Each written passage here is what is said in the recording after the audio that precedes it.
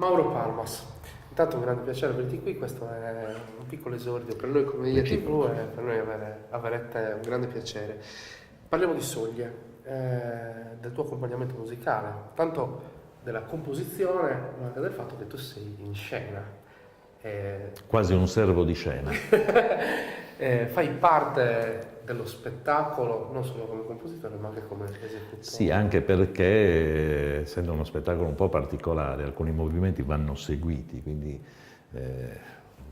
perderebbe moltissimo una musica, con una musica registrata, cioè impedirebbero certi movimenti che vengono fatti in maniera anche un po' diversa, con dei tempi la parte che di sono... improvvisazione che tu sostieni, diciamo. Ma a parte l'improvvisazione c'è proprio una questione di tempi che si possono dilatare, cioè che non sono mai precisi, diventerebbe altrimenti una cosa molto ferma, molto statica. Invece in questo caso il burattinaio può dilungarsi in alcune situazioni anche a seconda del movimento e del sentore del pubblico.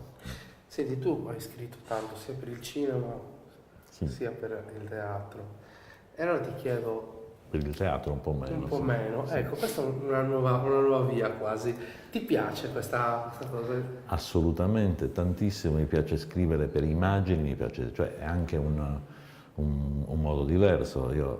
Scrivere la musica che si deve reggere, almeno dal punto di vista compositivo, creare della musica che deve appoggiare delle immagini, ti facilita nel racconto. Poi ti accorgi dopo che se togli le immagini la musica rimane e resta anche in piedi. Però, come per Cainà. Sì, certo, nel senso che Cainà è un lavoro che è nato esclusivamente per delle immagini, per seguire tutta una serie di immagini date da questo film, successivamente è diventata una composizione musicale, un disco che poi aveva un suo senso, un suo percorso autonomo. E quello che ti vorrei chiedere invece riguarda più il progetto culturale che ruota intorno anche a questo teatro e l'opportunità di trovare nuove strade. Secondo te, quanto è importante? Intanto qua c'è una collaborazione perché c'è Antonio Murro che è un burattinaio, ha la sua compagnia, poi c'è questo giovane regista Marco Sanna e poi c'è tu che hai una tua storia.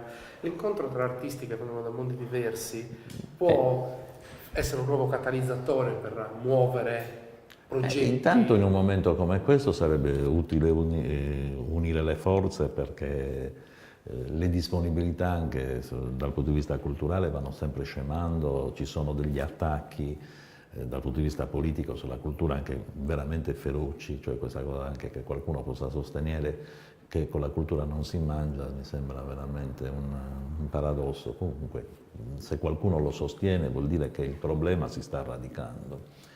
Quindi cioè, questa cosa di spacciarci tutti quanti come mangiafuoco, saltimbanco e persone che sono inutili e che diventano utili soltanto in determinati periodi dell'anno è un mito che deve essere sfatato e vorrei che si evitasse in tutti i modi che questa cosa navigasse nel silenzio, voglio dire, e che creasse anche quello che poi potrebbe essere il pericolo più grande, che poi la gente abbandona la fruizione dei teatri, non va più al teatro, la televisione, adesso mi dispiace dirlo perché siamo comunque... Noi siamo on demand, vabbè, se ci vuoi vedere ci scegli, vabbè. Però la televisione in effetti un po' sta facendo piazza pulita, ma questo da sempre, però il teatro deve comunque continuare a esistere, il concerto deve continuare a esistere, non avrai mai un ascolto in televisione. Io non sono mai riuscito a guardare un concerto in televisione, sarà per una questione... non lo so,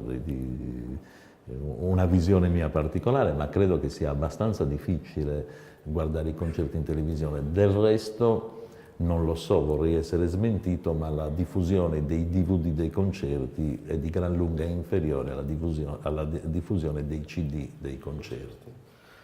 Un'ultima domanda, rapida. Cosa auspichi per il mondo culturale sardo? Che ci fosse più intelligenza nel mondo culturale sardo, innanzitutto, con quello appunto di capire che probabilmente unendo le energie forse si va da qualche parte, facendosi la guerra l'uno con l'altro difficilmente si ottiene un risultato. Grazie mille, in bocca al lupo per lo spettacolo. Grazie.